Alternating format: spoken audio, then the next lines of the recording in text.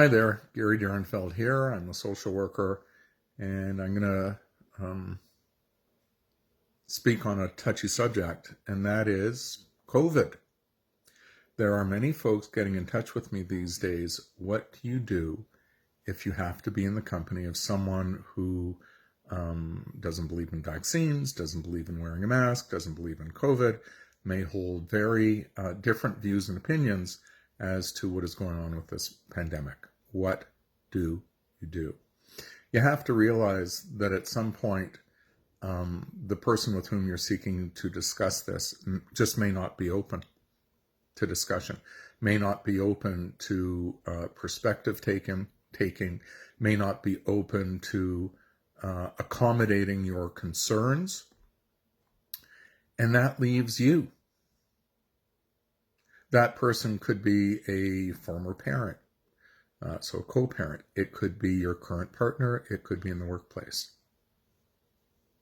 There comes a point in time where what you would hope to achieve for discussion only entrenches people further in their perspective. That is when discussion, comes to an end, hopefully not in anger, but in acceptance. In acceptance. We don't need to like it, but I can accept that you feel strongly in your perspective, as I do in mine. However, with that, I need to act with due concern to my physical health. And to that end, these are the steps that I need to take to limit risk for me.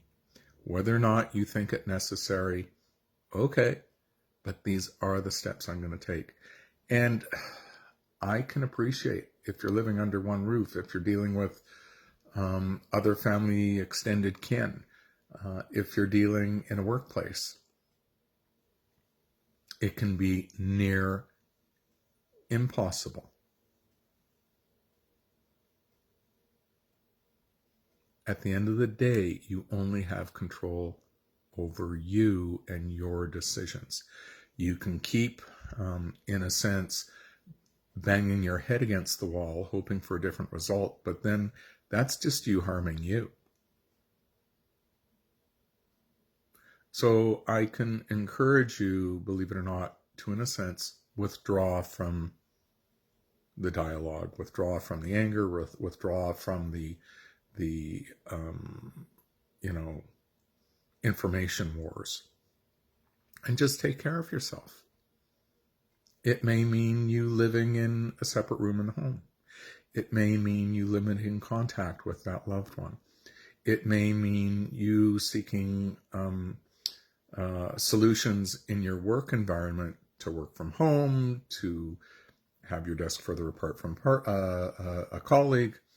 It may mean you masking or double masking to be in a situation that brings you in proximity to others. It may mean you vaccinating yourself.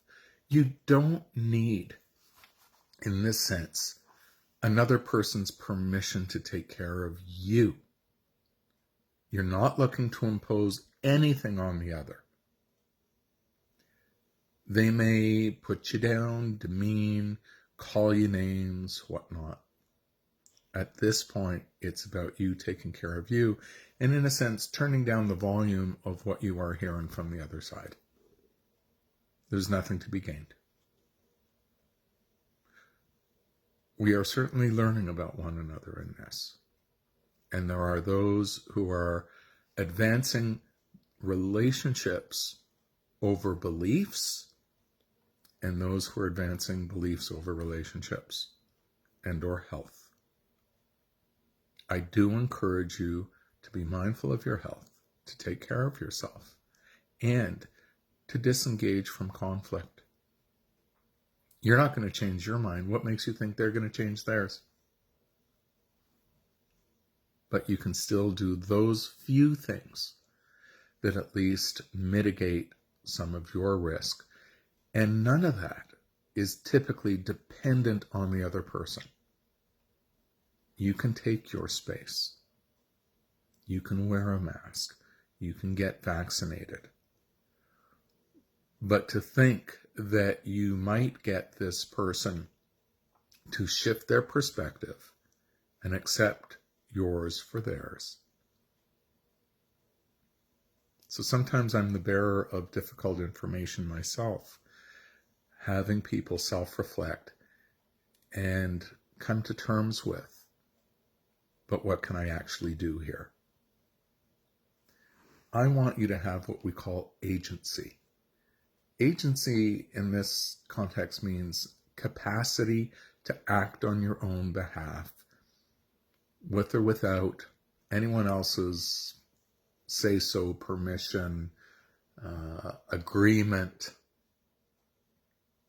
You're allowed to do for you in that context. The trick is you're not seeking to impose anything on anyone else. That is how you may have to survive this pandemic. And I gotta tell you, I am so sorry for those folks who are in these terrible situations.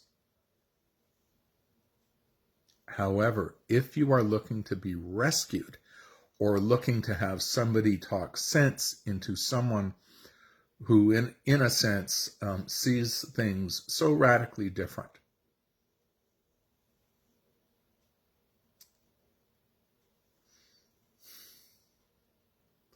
take care of yourself.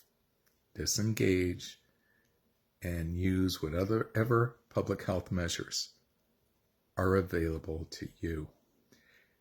And with that, be well. You're learning some things about these other persons.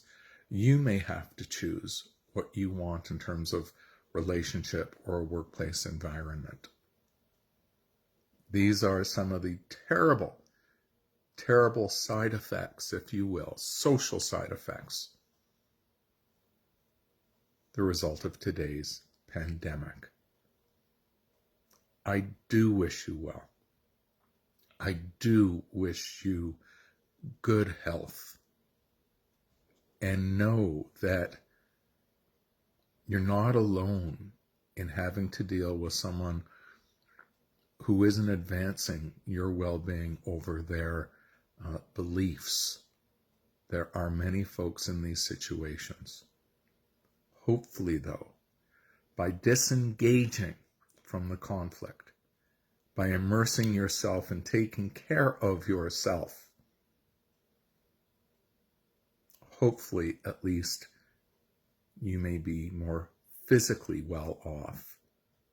And then you're going to have to maybe at some point address the quality and context of the relationship. I just want you to be alive and well to do so. I'm Gary Derenfeld. I'm a social worker, and this is all about dealing in reality of the situations some folks are unfortunately immersed in.